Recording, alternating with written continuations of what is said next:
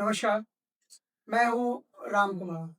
बंधन पॉडकास्ट के एपिसोड में आपका स्वागत है। आज हम एक इम्पोर्टेंट टॉपिक पे बात करने वाले हैं, जो कि दिल्ली का मौसम और उसका सेहत पर असर।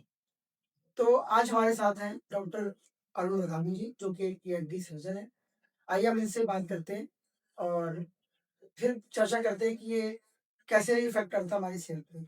डॉक्टर साहब नमस्कार, हमारे चैनल में आपका स्वागत है।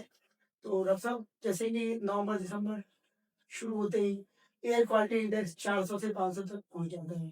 तो हमारी सेहत पर, बच्चों पर, बुजुर्गों पर इसका क्या असर होता है?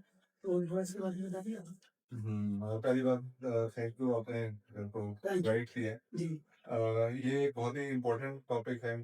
इस टाइम पे पॉल्यूशन बहुत ज़्यादा होता है और जैसे हम लोग देखें, सभी लोग अफेक्ट होते हैं। जी। बच्चे और बुजुर्ग खास तौर पर ज़्यादा इफेक्ट होते हैं। जी।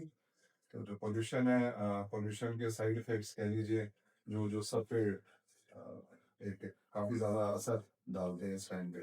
ये जो बोलिए। जो जो पोल्यूशन है, पोल्यूशन के कारण बेसिकली लोगों को नज़ला, जुकाम, खांसी, सांस लेने में दिक्कत। जी। जो बुजुर्ग हैं उनको उनका ब्लड प्रेशर भी देखते हैं कि ज़्यादा बढ़ रहा है और वो दमा उनका एलिवेट हो रहा है। तो ये सारी चीज़ें हैं। बच्चे आ रहे हैं जुकाम खांसी के साथ, और इस बार तो बच्चों के कानों में काफ़ी इन्फेक्शन गया। जी, जी, जी। तो ये सब चीज़ें हैं जो जो इस प्रदूषण से हो रही हैं। तो डॉक्टर साहब ये बताइए कि इनका आप लोग ट्रीटमेंट कैसे शुरू करते हैं? नॉर्मल 2-4 दिन में ठीक हो जाती है या लंबा हफ्ता 10 दिन लग जाता है ठीक होने में?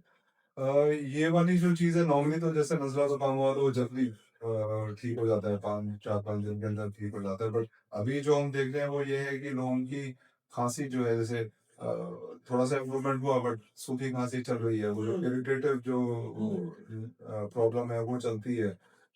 ज़ुकाम, यहाँ पे काफ़ी लोग एलर्जिक हैं क्योंकि पोल्यूशन इतना ज़्यादा है। तो वो एलर्जी भी जल्दी ठीक नहीं हो रही है और लोगों का ज़ुकाम भी लंबा-लंबा चल रहा है। मतलब काफ़ी टाइम तक उनको दवाइयाँ लेनी पड़ रही हैं। कई बार 2-2 हफ्ते तक दवाइयाँ लेनी पड़ती तो हैं। क्या डॉक्टर साहब इसमें कोई इम्यूनिटी का भी रोल है? अगर किसी की इम्यूनिटी स्ट्रांग है तो जल्दी ठीक होता है, बीमार नहीं होता, या कुछ लोग होते हैं लगातार बीमार ही रहते हैं? हाँ, इम्यूनिटी तो देखिए रोल प्ले करता ही है। अब जैसे हम देखते हैं कि जो छोटे बच्चे हैं या जो बड़े बुजुर्ग हैं, उनमें देखा गया कि इम्यूनिटी जो है वो थोड़ी-सी कम होती है या डेवलप हो रही होती है। तो उनको प्रदूषण से ज़्यादा प्रभाव पड़ता है। उनकी उनकी प्रॉब्लम ज़्यादा सीवियर आती है, वो ज़्यादा वक़्त लेते हैं उसको ठीक होने में। और जिनमें इम्यूनिटी अच्छी है, उनमें ऑब्वियसली जो चीज़ें वो जल्दी रिज़ॉल्व करती हैं। तो इससे बचाव के लिए हमें क्या करना चाहिए? घर में कैसे केयर करनी चाहिए इसकी? सबसे पहली चीज़ तो जैसे हम देखते हैं कि सुबह-सुबह उस टाइम पे ठंड होती है, प्रदूषण ज़्यादा होता है, पार्टिकल्स सेटल होते हैं। हाँ। तो हम लोग सबको एडवाइस करते हैं, स्पेशली बुजुर्गों को, नॉर्मल लोगों को भी, कि सुबह के टाइम पे आप अवॉइड करें। अर्ली मॉर्निंग आप बाहर जाना थोड़ा-सा अवॉइड करें। या एक्सरसाइज करते हैं जो डे डे डेली उठ जाते हैं जल्दी। हाँ, हाँ, तो वो मतलब बाहर थोड़ा-सा इस चीज़ को अवॉइड करें, और बाहर जाना भी है तो फिर उस टाइम पे आप वो मास्क लगाएँ, N95 जी, मास्क एटलीस्ट आप N95। इस्तेमाल करें। 99 अच्छा काम करता है। नॉर्मल मास्क से ज़्यादा बेटर है। और और मास्क डॉक्टर साहब ये भी थोड़ा-सा बता दीजिए कि मास्क को क्या डेली चेक करना है? N95 कितने दिन बाद करता है एक मास्क? आइडियली तो देखिए उसको डेली चेंज करना चाहिए। हुँ। बट उसको हम लोग चला सकते हैं, 3-4 दिन चला के उसको 3-4 कर, हाँ, ज़्यादा ना डेली चलाएँ। कितने दिन, और जैसे डेली 3-4 घंटे पहले या 8 घंटे के हिसाब से बता दीजिए? एक्चुअली 5-6 घंटे उसको इस्तेमाल कर, जब बाहर आप जा रहे हैं उस टाइम पे आपको करने की ज़रूरत है 95 को। हुँ। और जो छोटे बच्चे हैं उनके लिए आप कोशिश करें कि उनका फिटिंग वाला मास्क हो। हुँ। तो वो ज़्यादा हेल्प करता है। बाकी घर के जैसे अंदर बच्चे अर्ली मॉर्निंग स्कूल जाते हैं, तो उनके लिए क्या कहना चाहेंगे आप? पेरेंट्स को क्या केयर करनी चाहिए? अ, वैसे तो सरकार इस चीज़ पे सामने आती है, और इस टाइम पे उसको उसको वो कहती है कि वो हाइब्रिड मोड पे आ जाए, ऑनलाइन करें, जो एक अच्छी चीज़ है। बहुत छोटे बच्चे ज़्यादा प्रभावित होते हैं। लेकिन डॉक्टर साहब सो ऑनलाइन से क्या बट होता है कि बट अगर जाना है जैसे बच्चों को, तो उस टाइम पे फिर उनको मास्क लगाना चाहिए स्कूल जाने के समय पे। स्कूल्स में आजकल प्यूरीफायर्स हैं, जो एक अच्छी बात है। बट जो ट्रांजिशन वाला है, जैसे घर से आप जा रहे हैं, बस में जा रहे हैं, बस से स्कूल जा रहे हैं, तो उस टाइम पे मास्क को इस्तेमाल करें।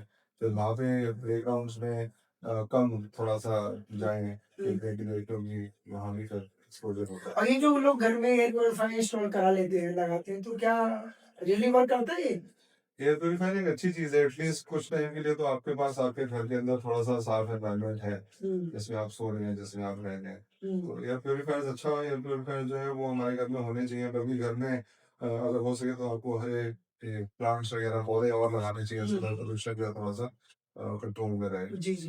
और डॉक्टर साहब क्या डाइट वगैरह रहता है? अगर पोल्यूशन में कुछ डाइट का भी रोल है इसमें कि क्या खाना जो चाहिए या जो चीज़ें जो हमारी इम्यूनिटी बढ़ाती हैं, जैसे हम लोग कहते हैं कि विटामिन सी वाली चीज़ें हैं, आंवला हो गया, सिट्रस फ्रूट्स जी, हो जी, गए, जी। हरी सब्जियाँ हो गई, ये सब चीज़ें जो हमको अपनी डाइट में ज़्यादा मतलब ठंडी चीज़ों को अवॉइड करें, एक तरीके से ये भी कह सकते हाँ, हैं? हाँ, ठंडी चीज़ों को, मिर्च मसाले वाली तली हुई चीज़ें, बाहर का खाना हुँ, थोड़ा-सा इस टाइम पे अवॉइड करना चाहिए। जो भी चीज़ मतलब हमारे इम्यून सिस्टम को स्ट्रॉन्ग करेगी, वो हमें इस टाइम पे हेल्प करेगी। योगा वगैरह भी मतलब अच्छा रहता है। जी, जी। अ, तो डॉक्टर साहब अब लास्ट आपसे क्वेश्चन ये है कि कोई 2-4 टिप्स बताइए, जिससे लोग इससे पहले से अवेयर रहें, गलती ना करें? सबसे पहली चीज़ तो जैसे नॉर्मल हम कर रहे हैं कि सुबह अर्ली मॉर्निंग आप घर से बाहर अवॉइड करें जी। जाना। अगेन जैसे मैंने कहा अगर जाना नहीं है तो उस टाइम पे फिर आप मास्क का इस्तेमाल करिए। हुँ, थिर्डली ये है कि आप अपना खाना जो है उसको आप अच्छा रखें। पौष्टिक बैलेंस डाइट जो हम कहते जी, हैं बैलेंस डाइट बिल्कुल। वो करें और आप पानी ज़्यादा से ज़्यादा पिएँ। हाइड्रेशन एक बहुत ज़रूरी चीज़ है जो जो फाइट करती है तो सब काफ़ी लोग कहते हैं गुनगुना पानी पीना चाहिए, तो क्या ठीक है ले गुनगुना सकते पानी? हैं, बिल्कुल ले सकते अच्छा हैं बट ये है कि क्वांटिटी हमें लेनी है मतलब अ, कम से कम 3 साढ़े 3 लीटर पानी अगर दिन में रहे तो हुँ, वो होना चाहिए। वो आपको हेल्प करेगा इन हुँ, सारी साइड इफ़ेक्ट से बॉडी को फाइट करने में, इम्यूनिटी बढ़ाने में। जी, तो वो बहुत ज़रूरी चीज़ है। और अगर आपको जैसे बुज़ुर्ग हैं जो जो पहले से थोड़े से वीक हैं जिनका इम्यूनिटी हुँ, उनको अगर थोड़ी-सी भी इस तरह की दिक्कत होती है साँस में या कोई और परेशानी तो तुरंत आप जाके डॉक्टर को दिखाएँ और उसके लिए दवाई ले लें। जी, जी। मतलब उस प्रॉब्लम को बढ़ने ना दें, हुँ, क्योंकि बढ़ जाएगी फिर उतना ही लंबा फिर वो ट्रीटमेंट चलेगा, उतनी जी, जी। ज़्यादा परेशानी जो होगी। एस्थमेटिक है उनकी उनको क्या मतलब उनके लिए भी सेम यही है या कुछ एक्स्ट्रा कुछ? बाकी दवाइयाँ तो खा ही रहे हैं वो लोग खाते हैं, हाँ, जिनका हाँ, ट्रीटमेंट है जैसे चल रहा है। हाँ। तो नहीं यही है मेन देखिए मेन है कि आप बचें, हुँ, मतलब प्रिवेंशन। हुँ, सो प्रिवेंशन से अगर वो क्रॉस कर जाता है और आपको प्रॉब्लम होती है फिर बात आती है क्योर के ऊपर हुँ, जिसके लिए आपको दवाई लेनी पड़ती है तो सबसे ज़रूरी चीज़ इस टाइम पे मेरे ख्याल से है कि आप अपने आप को बचाएं प्रदूषण से जहाँ तक पॉसिबल है। मेन जो मैंने देखा है ये हमारा जो एक्यूआई जो बढ़ता है, तो बच्चों को और बुजुर्गों को ही ज़्यादा प्रॉब्लम करता है। वो इसलिए भी है क्योंकि बच्चों का जो इम्यून सिस्टम है वो बन रहा है। बन रहा बच्चे जो है वो खूब भागा दौड़ी करेंगे, हुँ, उनका ब्रीदिंग रेट बहुत फास्ट होता है, वो ज़्यादा हवा खींचते हैं अंदर। हुँ, हुँ।